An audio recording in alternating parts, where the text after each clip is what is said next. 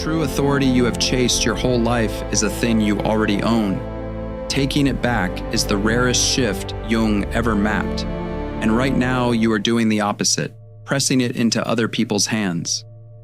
He has a name for the figure we hand our power to, the one who always seems to know. He calls it the mana personality. By the end of this video, you will understand exactly why that's dangerous, and the certainty that figure seems to carry was on loan from you the whole time. He traces it to something old. For nearly all of human history, people put a magic power, a mana, into the chief and the medicine man, and believed they had none. We never stopped. We only traded the robes for lab coats and titles. You know the feeling. A decision was yours alone, and something in you buckled, and you reached for anyone who sounded certain and pressed the choice into their hands.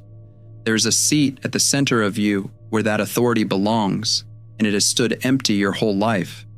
You can keep standing behind other people's shoulders or take the seal back without letting it turn you into the very figure you used to kneel to.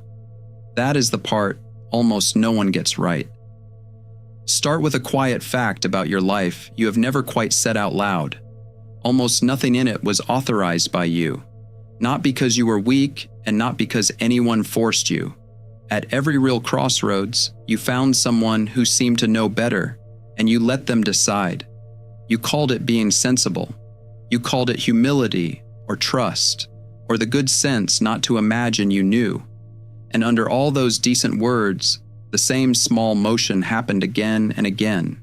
A choice arrived that was yours to make, and you handed it to someone else to make for you.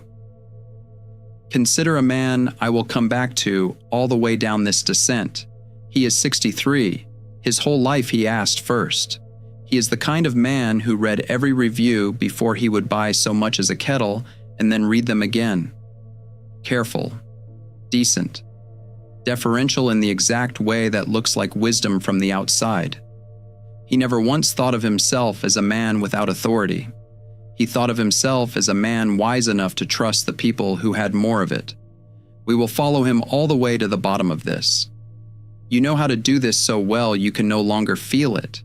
The doctor says the word, and you nod before you have understood it. The expert writes the verdict, and you take it as weather, as gravity, as plain fact. The confident friend tells you what your own situation means, and you believe their read over the one forming quietly in your own chest. Somewhere along the way, you decided that other people were more real authorities on your life than you were, and you have lived inside that decision, carefully and competently, for decades. This is the reframe that will run under everything else. You do not lack authority. You were born with it, the plain human capacity to weigh a thing, decide it, and stand behind it. The problem was always what you did with the power you already had. Jung's name for the figure we install above ourselves is the mana personality, the one who seems to carry a special charge, a knowing, a weight the rest of us go without. And his most unsettling observation about that figure is that the charge is yours. It is thrown outward onto them, the way a film is only light thrown from behind you onto a distant wall. That changes the whole story you have told about your life. If the authority you keep seeing in other people is your own, cast outward, then every time you knelt to someone who seemed to know, you were kneeling to a piece of yourself you had exiled and hung on a stranger. There is a seat at the center of you. It is the place where your own authority is meant to sit and weigh and sign, and it has stood empty for as long as you can remember. No one took it from you. You spent your life standing just behind other people's shoulders instead of walking to the middle of the room and sitting down. But if the seat is empty and the power was always yours, the question is no longer how to become an authority. It is why you keep giving yours away, whose hands you keep pressing it into, and what it would cost to take it back. Therefore, we are going to go and find those hands, one at a time, starting with the easiest to see. The first hands are the easy ones to see because you are proud of trusting them. The credentialed, the experienced, the ones with the letters after the name and the frame proof on the wall. When one of them speaks, something in you relaxes because a real authority has taken the weight and you are allowed to stop deciding. This feels like intelligence. Often it is. So let me be careful and fair, because this is exactly where the cheap version of this idea goes wrong. Real expertise is real. The surgeon knows the artery you do not. The engineer knows the load the beam will bear. Deferring to genuine knowledge on a genuine question is a sane thing to do, and anyone who tells you to trust your gut over your cardiologist is selling you something that will hurt you. The projection is a different thing, and it hides right next to the healthy one. Jung traces our habit back to something ancient. For a long stretch of human history, people located a power they called mana in certain figures: the chief, the healer, the one who spoke to the spirits. They believed that power was a substance those figures had and ordinary people lacked. You went to the one with mana because you had none. And Jung's point is that we never outgrew this. We kept it exactly and only changed its clothes. The medicine man became the specialist. The oracle became the expert. The tribe that could not decide without the sorcerer became a person who cannot make a move without first finding out whom to believe. The seam between the two is fine and easy to miss. When you let the surgeon tell you what the scan shows, that is knowledge. When you let the surgeon tell you what your life is now worth living for, that is mana, and you have handed a stranger a seal that was never theirs to press. The persona helps the handoff along. That agreeable, reasonable mask Jung describes, the self whose deepest wish is to be seen as sensible. Worn tightly enough, the surrender starts to feel like a virtue. The tell is always the same. You feel relief when someone else decides, and that relief is the sound of the seal leaving your hand. The healthy move takes the expert's knowledge as input and keeps the authorization. The projection hands the authorization away as well, and then calls the whole surrender wisdom. Our man did this for 40 years and never felt it once. He took the second opinion, then a third to break the tie. He ran his career past whoever held the higher title. When the reviews disagreed, he went looking for a more trusted reviewer, and when that one was uncertain, he waited. He would sit at a screen and type the words, "What should I do?" into a search bar, and read the top answer as though it had been handed down. Each time there was a real service he needed, a skill, a fact, a second set of eyes. And each time the person on the other end walked away holding something he never meant to give, the right to author his own life. You have done the same with more than doctors. The financial advisor who became the authority on what your future should mean. The manager whose approval became the measure of whether your work was any good. The book, the podcast, the confident voice online that you let define what your own experience was. None of them stole a thing from you. You kept pressing the seal into their hands and calling it good sense. And there is a direction to all of this. These first hands are strangers, and once you see the move for what it is, letting them go is almost easy. But the seal did not start with strangers. The hands get closer as we go down, older and harder to pry the seal out of because you love them. But before we reach the oldest hand, there is a stranger sort of holder waiting, one you do not defer to out of any respect for its knowledge at all. You defer to it because you cannot bear to be cast out of it. Therefore, below the experts, we come to the largest hand you have ever pressed your seal into, the one with no face, the one you call everyone.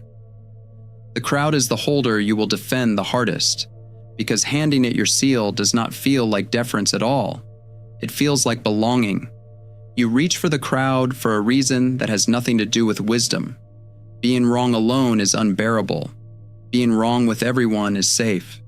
So you press your seal into 1,000 faceless hands, and you let the shape of the room decide what you will do, what you will want, even what you are allowed to feel. And the clever cruelty of it is that a choice made by everyone feels like no choice at all. No one stamped it. It simply became what people do. If you are an empath, someone who feels the mood of a room before a word is spoken. This is the hand you press your seal into hardest, because the crowd's unease lands in your own body. You can catch yourself at it inside a single afternoon, the opinion you adjust the moment you sense the room lean the other way, the desire you quietly set down because no one near you seems to share it, the plan you talk yourself out of over a weekend because the people you love went quiet when you said it aloud, the life you did not choose because it was not the life the people around you were living, and stepping out of their current felt like stepping off the edge of the earth. The crowd never asks for your seal. It does not have to. You keep pressing it into its hands to stay warm. But there is a hand deeper than the crowd, and here the descent stops being about respect and starts being about love.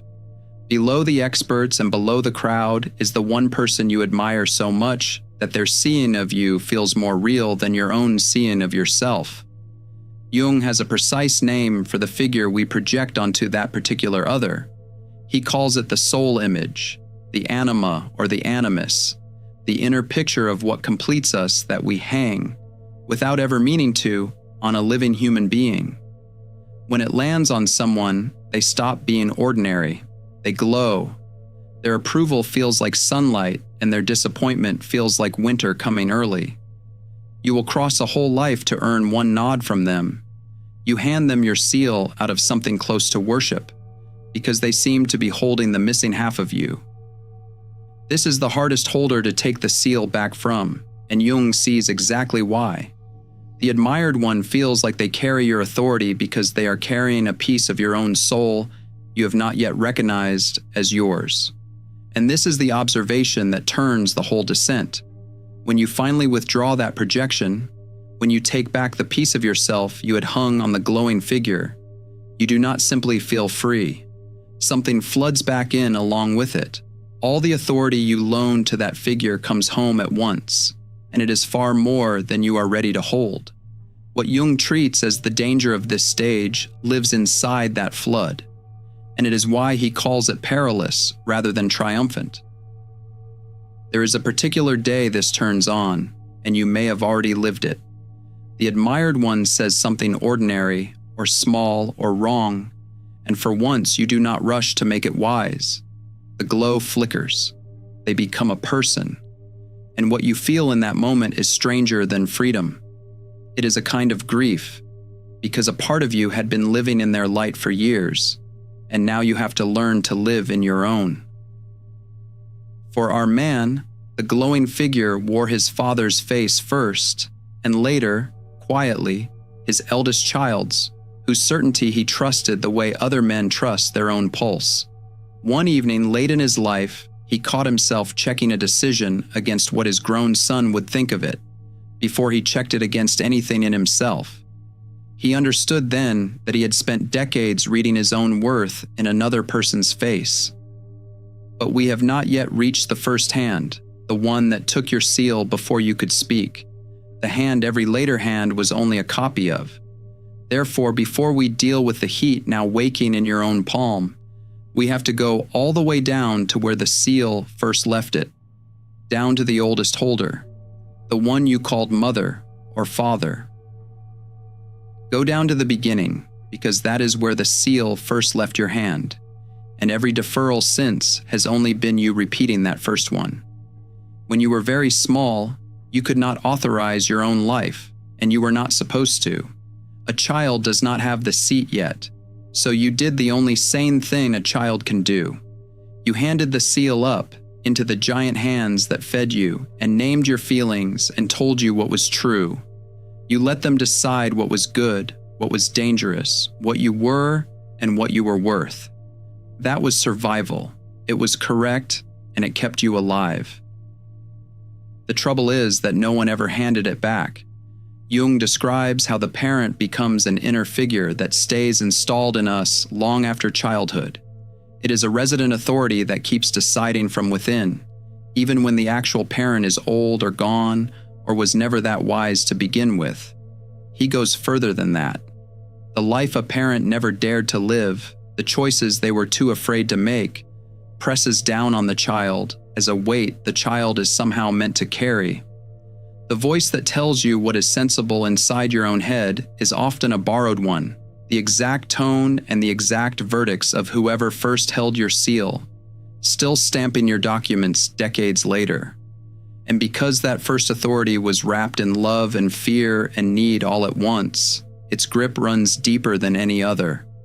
You will argue with an expert. You will step out of a crowd, eventually. But the parent installed inside you gets obeyed before you have even noticed a decision was being made. Now comes the turn the whole descent has been walking toward. The seat at the center of you fell empty for a reason far older than any flaw in you. A child once gave the seal away in order to survive, and then spent 40 more years handing it to every adult who resembled the first ones. Every expert whose verdict you could not question. Every crowd you could not step out of. Every beloved whose disappointment felt like the end of the world. They were all wearing the face of that first hand. Each time, you are reenacting the oldest arrangement you know, the one where someone larger holds your authority and you get to stay safe and small inside their shadow. This is why just own your power has always slid off you, and why the affirmations never stuck. Those tools aim at information, and information was never the problem. What holds you is an arrangement made before you had language for it, a projection so old that no slogan can reach it.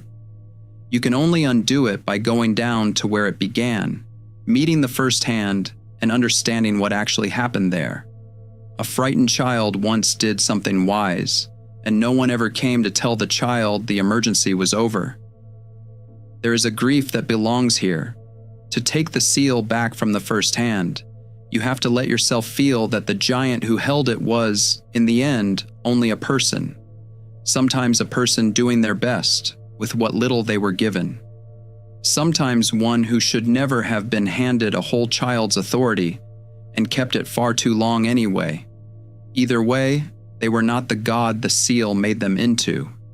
And the child in you, the one still reaching the seal upward with a relieved little face, has to learn the hardest fact there is.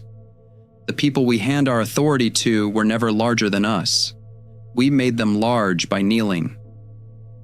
For our man, this was the afternoon he understood that the voice in his head weighing every choice was his father's, almost word for word, and that his father had been dead for 11 years.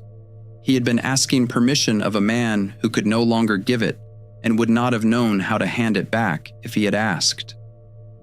So before we go on to the last and strangest danger, the moment the seal lands in your own hand and turns hot, take one honest breath and ask whose voice it is that you hear when you call yourself sensible. No one warns you about what happens the moment you take your authority back. It does not settle quietly into your hand. It turns hot. The instant the power you spent a lifetime loaning out comes home, the small, everyday self, the ego, reaches to grab it and wear it, and something in you swells. You feel all at once that you see clearly where everyone around you is blind, that your judgment buried so long is now the judgment, that the people near you are the deferential ones now, the sleepwalkers, the ones who need to be told. Jung watches this happen again and again, and he gives it a blunt name: godlikeness. The ego, drunk on authority it has only just reclaimed, mistakes itself for the source of that authority and swells into a little god. This is the trap that ruins the reclaiming, and it is the cruelest turn in the whole story. The strength you fought so hard to bring home curdles the instant the ego seizes it. You have met the people this happened to, the one who did real inner work and came back certain of everything, pressing a verdict onto every disagreement and every person who had not done the work yet. They took their seal back, and within a week they were stamping it on other people's pages. They became the manna personality. They became the figure whose verdict is law, the one everyone else is now expected to kneel to. And this is why Jung treats this stage as dangerous rather than triumphant. The manna simply changed address. It moved off the stranger's shoulder and into your own ego, and lodged there behind your own eyes, There it is harder to see and far harder to question, because now it speaks in your own voice and calls itself the plain truth. So what is the actual shift, the rare one, the reason almost no one completes this stage? It is a strange, quiet move, and it is the whole point of the video. You take the seal, and instead of raising it over other people, you turn around and sit down in the seat at the center of the room. And from that seat, you notice something you could never see while you were standing. The mark cut into the face of the seal was never carved by your ego. Your small, opinionated, frightened everyday self did not author it. It was cut from something deeper and older and more whole in you, a center Jung calls the self, the totality that lies underneath the ego and underneath every figure you ever projected. The authority is real, and it rises from that center. Your ego's whole task is to sit down and carry it faithfully on behalf of that center and never for its own sake. This is the needle almost no one threads, and I will name it as plainly as I can, once. Real authority is the weight you are trusted to carry on behalf of something larger than your own opinions, and that trust is exactly what keeps it from turning you into a tyrant. You hold the seal, but you never hold it for the ego alone. A person with real authority carries a strange humility. They know the weight in their hand was never manufactured by the ego, and so it cannot be used to inflate one. They can decide firmly and still not need you to kneel. They can be wrong without collapsing and right without gloating, because the seat they decide from is larger than the small self that might be embarrassed. Our man would feel this heat too, only days after his own turning, and it would nearly cost him everything the turning had won. Picture the man, 63, who would have told you he was a humble man and meant it. His whole life he asked first, his father, then his wife, then his eldest, then the specialist, then the most confident friend in the room. He called it good sense, and it did keep him from disasters. And it also meant he reached the far side of his life having never once decided anything that mattered from his own center. When people asked what he actually wanted, the question found no floor under it. Wanting was a thing he had always outsourced. Then the documents started arriving with no expert attached, a surgery he could accept or refuse, a second half of life that could be a slow closing of doors, or the first thing he ever truly chose. And one afternoon, a decision sat in front of him that no one else would make. His father was long gone. His doctors had given him the facts, and being good doctors, handed the choice itself back to him. His grown children had their own lives and their own opinions, and would not carry this one for him. He held out the seal, the way he had for 63 years, and for the first time there was no hand to take it. He sat with the horror of that for a while, and it was a kind of horror. Then something older than his fear stood up and walked to the middle of the room. He made the decision. He took the facts the experts had given him as facts, weighed them himself, and kept the authorizing for himself, and he signed his own name at the bottom of the page. And then the test came, right on schedule. For a few days he felt enormous. He caught himself wanting to phone his children and tell them how blind they were, how they too were living on borrowed verdicts, how he had finally seen through the whole of it, and they had better start listening to him now. He felt the seal turn hot in his hand. He felt how good it would be to start bringing it down on their lives. He set it down. He understood, dimly but truly, that the goal had always been a quiet one, to stop needing anyone to know for him. So he stamped his own page, and only his own, and he let his children go on being wrong in their own way, the way he had finally earned the right to be wrong in his. The change in him was not loud. His son noticed it first, though he could not have named it. At dinner a few weeks later, the two of them fell into disagreement about something small, the way they always had. The old man held steady. He said what he thought and let it sit on the table between them. And when his son argued back, he felt no need to win and no need to give way. No old fear rose up to tell him he had better defer before the silence turned cold. He held his own view quietly, the way a person holds a warm cup on a cold morning. His son drove home still disagreeing with him. Nothing between them was resolved. And for the first time in his life, that was entirely all right with him. He became the author of the one life that was always his to sign. What happened to him can happen to you, and it is quieter than the story makes it sound. You walk to the center of your own life. You sit in the seat you left empty, and you find that the authority you spent decades chasing has been in your hand the whole time, waiting for you to stop giving it away. You do not have to do anything dramatic with this. You do not have to fire your doctors or lecture your family or announce to anyone that you have changed. The move is quieter than that, and you can make it today. Find one small decision that is genuinely yours, one you have been quietly waiting for someone else to authorize, and this time take the facts you need from whoever knows, and then decide it yourself. Sit in the seat, stamp your own page.